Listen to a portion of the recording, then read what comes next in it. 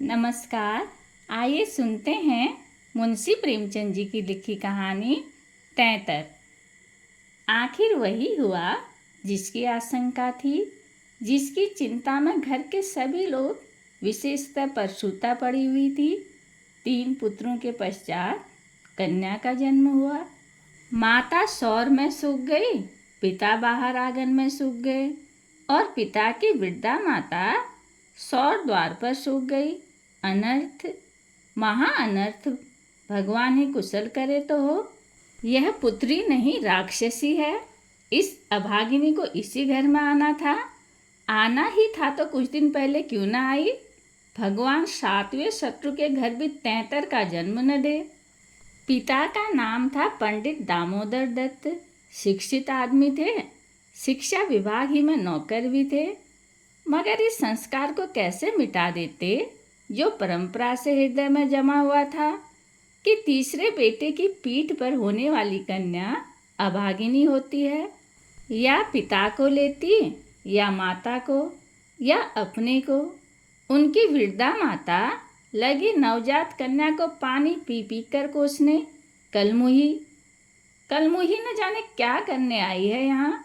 किसी बाँझ के घर में जाती तो उसके दिन फिर जाते। दामोदर दत्त दिल में तो घबराए हुए थे, पर माता को समझाने लगे, अम्मा, तैतर वैतर कुछ नहीं। भगवान की जो इच्छा होती है वही होता है। ईश्वर चाहेंगे तो सब कुशल ही होगा। गाने वालियों को बुला लो, नहीं लोग कहेंगे 3 बेटे हुए तो कैसी फूली फिरती थी, 1 बेटी हो गई तो घर में कोहराम मच गया। माता, अरे बेटा, तुम क्या जानो इन बातों को। मेरे सिर तो बीत चुकी है, प्राणों में ही समाया हुआ है। तैतर ही के जन्म से तुम्हारे दादा का देहांत हुआ। तभी से तैतर का नाम सुनते ही मेरा कलेजा कांप उठता है। दामोदर, इस कष्ट के निवारण का भी कोई उपाय होगा। माता, उपाय बताने को तो बहुत हैं। पंडित जी से पूछो तो कोई न कोई उपाय बता देंगे, पर इससे कुछ होता नहीं। मैंने कौन से अनुष्ठान नहीं किए, पर पंडित जी की तो मुट्ठियाँ गर्म हुई। यहाँ जो सिर पर पड़ना था वह पड़ ही गया। अब टके के पंडित रह गए हैं। जजमान मरे या जिए, उनकी बला से उनकी दक्षिणा मिलनी चाहिए। फिर धीरे से बोली, लड़की दुबली पतली भी नहीं है, तीनों लड़कों से हष्ट पुष्ट है। बड़ी बड़ी आँखें हैं, पतले पतले लाल लाल होंठ हैं जैसे गुलाब की पत्ती, गोरा चिट्टा रंग है, लंबी सी नाक। कल मुही नहलाते समय रोई भी नहीं, टुकुर टुकुर ताकती रही। यह सब लक्षण कुछ अच्छे थोड़ी ही हैं। दामोदर दत्त के तीनों लड़के सांवले थे, कुछ विशेष रूपवान भी न थे। लड़के के रूप का बखान सुनकर उनका चित्त कुछ प्रसन्न हुआ। बोले, अम्मा जी, तुम भगवान का नाम लेकर गाने वालियों को बुला भेजो, गाना बजाना होने दो। भाग्य में जो कुछ है वह तो होगा ही। माता, जी तो हुलसता नहीं, करूं क्या। दामोदर, गाना न होने से कष्ट का निवारण तो होगा नहीं कि हो जाएगा।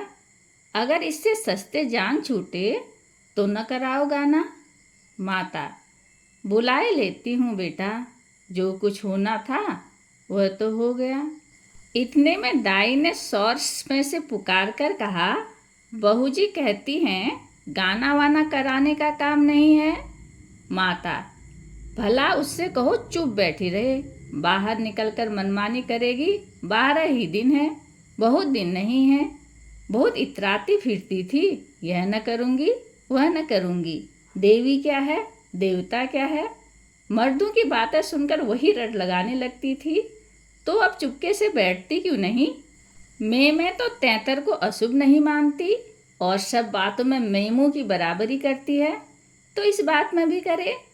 यह कहकर माताजी ने नाइन को भेजा कि जाकर गाने वालियों को बुला ला, पड़ोस में भी कहती जाना। सवेरा होते ही बड़ा लड़का सोकर उठा और आंखें मलता हुआ जाकर दादी से पूछने लगा, बड़ी मम्मा, कल मम्मा को क्या हुआ। माता, लड़की तो हुई है। बालक खुशी से उछलकर बोला, ओहो, पैजनियाँ पहन पहन कर छुन छुन चलेगी। जरा मुझे दिखा दो दादी जी। माता, अरे क्या सौर में जाएगा? पागल हो गया क्या? लड़के की उत्सुकता न मानी, सौर के द्वार पर जाकर खड़ा हो गया और बोला, अम्मा जरा बच्ची को मुझे दिखा दो।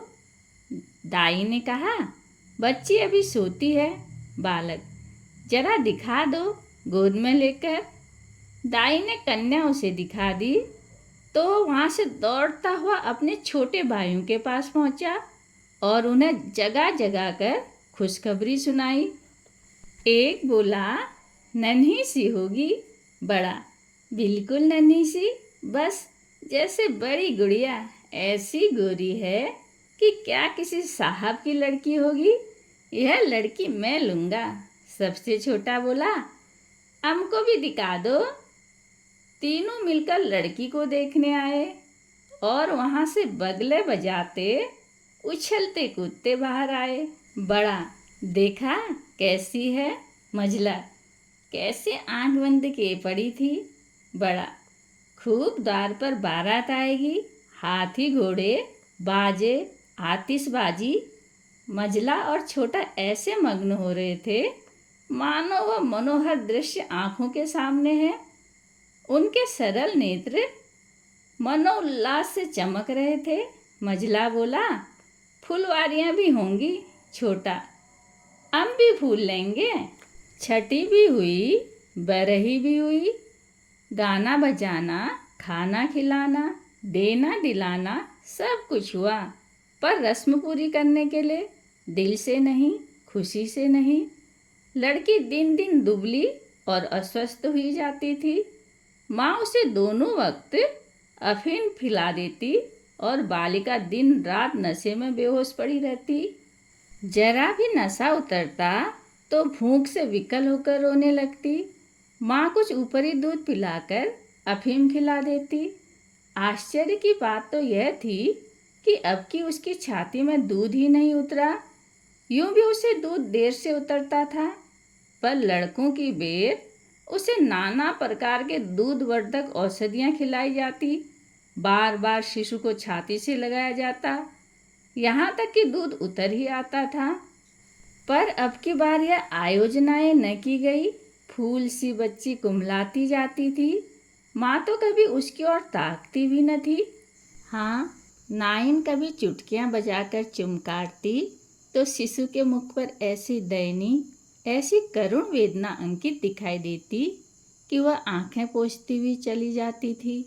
बहू से कुछ कहने सुनने का साहस न पड़ता था। बड़ा लड़का सिद्धू बार बार कहता, अम्मा बच्ची को दो, बाहर से खिला लाऊं, पर माँ उसे झिड़क देती थी। 3-4 महीने हो गए। दामोदर दत्त रात को पानी पीने उठे तो देखा कि बालिका जाग रही है। सामने ताक पर मीठे तेल का दीपक जल रहा था। लड़की टकटकी बांधे उसी दीपक की ओर देखती थी और अपना अंगूठा चूसने में मग्न थी। चुप चुप के आवाज आ रही थी। उसका मुख मुरझाया हुआ था, पर वह न रोती थी न हाथ पैर फेंकती थी। बस अंगूठा पीने में ऐसी मग्न थी मानो उसमें सुधा रस भरा हुआ है।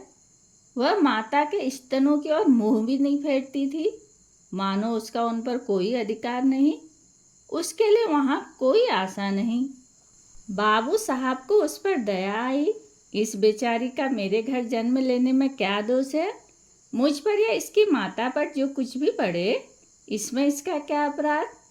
हम कितनी निर्दयता कर रहे हैं कि कुछ कल्पित अनष्ट के कारण उसका इतना तिरस्कार कर रहे हैं। माना कि कुछ अमंगल हो भी जाए तो क्या उसके भय से इसके प्राण ले लिए जाएंगे? अगर अपराधी है तो मेरा प्रारब्ध है। इस नन्हे से बच्चे के प्रति हमारी कठोरता क्या ईश्वर को अच्छी लगती होगी? उन्होंने उसे गोद में उठा लिया और उसका मुख चूमने लगे। लड़की को कदाचित पहली बार सच्चे स्नेह का ज्ञान हुआ। वह हाथ पैर उछालकर गूं गूं करने लगी। उसे जीवन ज्योति सी मिल गई। प्रातःकाल दामोदर दत्त ने लड़की को गोद में उठा लिया और बाहर लाए। स्त्री ने बार बार कहा, उसे पड़ी रहने दो, ऐसी कौन सी बड़ी सुंदर है। अभागिन रात दिन तो प्राण खाती रहती है, मर भी नहीं जाती कि जान छूट जाए। किंतु दामोदर दत्त ने न माना। उसे बाहर लाए और अपने बच्चों के साथ बैठाकर खेलने लगे। उनके मकान के सामने थोड़ी सी जमीन पड़ी हुई थी। पड़ोस के किसी आदमी की एक बकरी आकर उसमें चरा करती थी। इस समय भी वह चर रही थी। बाबू साहब ने बड़े लड़के से कहा, सिद्धू, जरा उस बकरी को पकड़ो तो इसे दूध पिलाएं। शायद भूखी है बेचारी। देखो, तुम्हारी नन्ही सी बहन है ना, इसे रोज हवा में खिलाया करो। सिद्धू को दिल लगी हाथ आई। उसका छोटा भाई भी दौड़ा।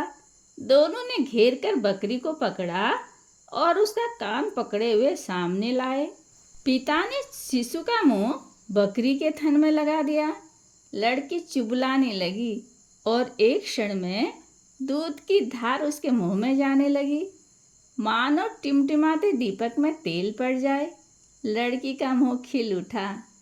आज शायद पहली बार उसकी क्षुधा तृप्त हुई थी।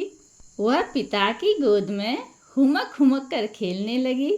लड़कों ने भी उसे खूब नचाया कुदाया। उस दिन से सिद्धू को मनोरंजन का एक नया विषय मिल गया। बालकों को बच्चों से बहुत प्रेम होता है। अगर किसी घोंसले में चिड़िया का बच्चा देख पाए तो बार बार वहाँ जाएंगे, देखेंगे कि माता बच्चों को कैसे दाना चुगाती है, बच्चा कैसे चोंच खोलता है, कैसे दाना लेते समय परों को फड़फड़ाकर चें चें करता है। आपस में बड़े गंभीर भाव से इसकी चर्चा करेंगे। अपने अन्य साथियों को ले जाकर उसे दिखाएंगे। सिद्धू ताक में लगा रहता। यूं ही माता भोजन बनाने या स्नान करने जाती, तुरंत बच्ची को लेकर आता और बकरी को पकड़कर उसके थन में शिशु का मुंह लगा देता। कभी दिन में 2-2, 3-3 बार पिलाता। बकरी को भूसी चोकर खिलाकर ऐसा परचा लिया कि वह स्वयं चोकर के लोभ में चली आती और दूध देकर चली जाती। इस भांति कोई 1 महीना गुजर गया। लड़की हष्ट-पुष्ट हो गई, मुख पुरुष के समान विकसित हो गया, आंखें जग उठी। शिशुकाल की सरल आभा मन को हरने लगी। माता उसे देख देख कर चकित होती थी। किसी से कुछ कह तो न सकती, पर दिल में उसे आशंका होती कि अब वह मरने को नहीं, हम ही लोगों के सिर जाएगी। कदाचित ईश्वर इसकी रक्षा कर रहे हैं, जब ही तो दिन दिन निखरती आती है, नहीं अब तक ईश्वर के घर पहुंच गई होती। मगर दादी माता से कहीं ज़्यादा चिंतित थी। उसे भ्रम होने लगा कि वह बच्ची को खूब दूध पिला रही है, सांप को पाल रही है, शिशु की ओर आंख उठाकर भी न देखती। यहाँ तक कि एक दिन कह बैठी, लड़की का बड़ा मोह करती हो। हाँ भाई, माँ हो कि नहीं, तुम न मोह करोगी तो कौन करेगा। अम्मा जी, ईश्वर जानते हैं जो मैं इसे दूध पिलाती हूँ। अरे, तो मैं मना थोड़ी ही करती हूँ। मुझे क्या गरज पड़ी है कि मुफ्त में अपने ऊपर पाप लूँ। कुछ मेरे सिर तो जाएगी नहीं। अब आपको विश्वास ही ना आए तो कोई क्या करे। मुझे पागल समझती है, वह हवा पी पी कर ऐसी हो रही है। भगवान जाने अम्मा, मुझे तो आप अचरज होता है। बहू ने निर्दोषिता जताई, किंतु वृद्धा सास का विश्वास न आया। उसने समझा यह मेरी शंका का निर्मूल समझती है, मानो मुझे इस बच्ची से कोई बैर है। उसके मन में यह भाव अंकुरित होने लगा कि इसे कुछ हो जाए तब यह समझे कि मैं झूठ नहीं कहती थी। वह जिन प्राणियों को अपने प्राणों से भी प्रिय समझती थी, उन्हीं लोगों की अमंगल कामना करने लगी, केवल इसलिए कि मेरी शंकाएं सत्य हो जाए। वह यह तो न चाहती थी कि कोई मर जाए, पर इतना अवश्य चाहती थी कि किसी बहाने से मैं चेता दूं कि देखा, तुमने मेरा कहा न माना, यह उसी का फल है। इधर सास की ओर से ज्यों ज्यों यह द्वेष भाव प्रकट होता था, बहू का कन्या के प्रति स्नेह बढ़ता जाता था। ईश्वर से मानती रहती थी कि किसी भांति 1 साल कुशल से कट जाते तो इनसे पूछती। कुछ लड़की का भोला भाला चेहरा, कुछ अपने पति का प्रेम वात्सल्य देखकर भी उसे प्रोत्साहन मिलता था। विचित्र दशा हो रही थी। न दिल खोलकर प्यार ही कर सकती थी, न संपूर्ण रीति से निर्दय होते ही बनता था, न हंसते बनता था, न रोते। इस भांति 2 महीने गुजर गए, कोई अनिष्ट न हुआ। तब तो वृद्धा सास के पेट में चूहे दौड़ने लगे। बहू को 2-4 दिन ज्वर भी नहीं आ जाता कि मेरी शंका की मर्यादा रह जाए। पुत्र भी किसी दिन पैर गाड़ी से नहीं गिर पड़ता, न बहू के मैके ही से किसी के स्वर्गवास की संज्ञावनी आती है। एक दिन दामोदर दत्त ने भी खुले तौर पर कह दिया, अम्मा, यह सब ढकोसला है। 73 लड़कियां क्या दुनिया में होती नहीं? तो सबके सब माँ बाप मर ही जाते हैं। अंत में उसने अपनी शंकाओं को यथार्थ सिद्ध करने के लिए एक तरकीब सोच निकाली। एक दिन दामोदर दत्त स्कूल से आए तो देखा कि अम्मा जी खाट पर अचेत पड़ी हुई हैं।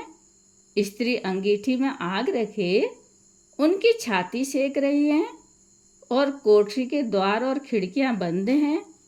घबरा कर कहा, अम्मा जी, क्या दशा है?